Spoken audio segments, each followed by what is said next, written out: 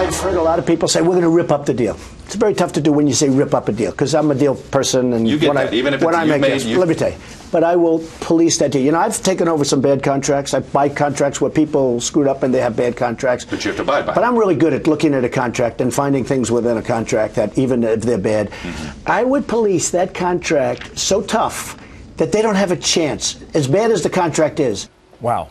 Donald Trump earlier on domestic policy in our show, now foreign policy. He believes that Iran deal would, quote, lead to a nuclear holocaust. The Republican frontrunner also speaking out on the fight against ISIS and other military issues, and some answers some folks have been waiting for. KT McFarland, Fox News national security analyst and a former Deputy Assistant Secretary of State in the Reagan administration. How are you, KT? Just great, thank you. Is he right when he says, hey, man, you can't just rip this up? Hey, look, news alert, okay? I actually agree with a lot of what Donald Trump says on foreign policy. In fact, I should probably say he agrees with me, because I've been saying a lot of the same things for years, although, and albeit in different words. When he talks about a nuclear holocaust, my concern is as follows. Iran is a threshold nuclear state. Iran is going to become a wealthy state with a $150 billion signing bonus. Other countries in the region look at that and say, America's blessed this. We can't count on America to defend us. We need nukes of our own. They get nukes of their own, and then before long, those countries and those governments are overthrown. Who overthrows them? ISIS. We know ISIS would use nuclear weapons if they got them. He says the money is a done deal. The money is a done deal. Is he right about that? Yeah, the money is a done deal. Because this is frozen assets that were in U.S. and international banks that Iran owns. By the deal unfreezes those assets. Iran gets anywhere from 60 to 120 billion. The numbers are all over the place. But they then can use that. Maybe they rebuild their infrastructure, but maybe they pay and give money to Hamas. Maybe they give money to Hezbollah. Maybe they use that money to increase and expand their nuclear and conventional weapons programs, which is very likely. So I think it's a done deal. Now, when other candidates have said, well, I get into office, when I'm president, I'm going to rip up the deal, it'll be really hard. Here's why. Once Iran gets the money, they do with it what they will. There are no restraints or constrictions on that money. Number two, the Europeans, the Chinese, and the Russians have already sent trade delegations to Iran to do business. They're already cutting deals.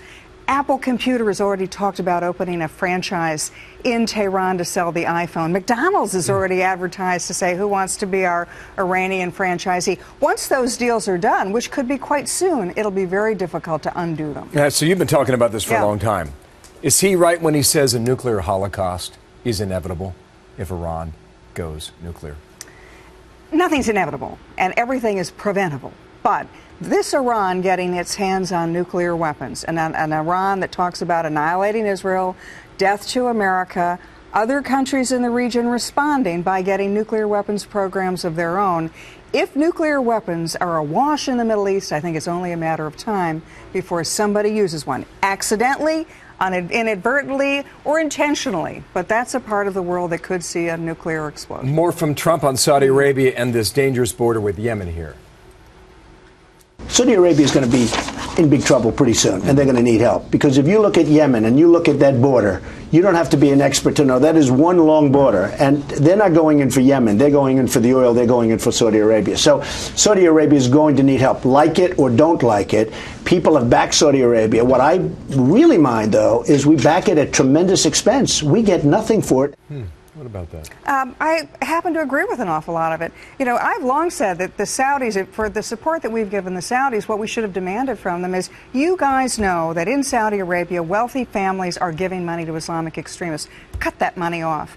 The other thing is when he says Saudi Arabia will be what everybody wants, yes. Part of it is for the oil, but also because Saudi Arabia has Mecca and Medina. Those are the two holy sites of all of Islam. So whether you're a Sunni extremist like ISIS and you want to be a new caliphate and rule the world, or whether you're Iranian and Shiite and want to have a caliphate and rule the world, you got to get your hands on those holy sites. So I think Saudi Arabia will eventually, sooner or later, become a battleground. You've been, too, a big supporter of fracking in this country. Absolutely. You've talked about it for a long time. So when he talks about Bolton and Jacobs, I mean, he should be listening to the lady in the room, right? I guess he doesn't notice that there are some women who talk about these things, too. So, Mr. Trump, I got news for you. Start paying attention to Fox News. She's the one. Thanks, KT. Good to have you on the Monday, okay?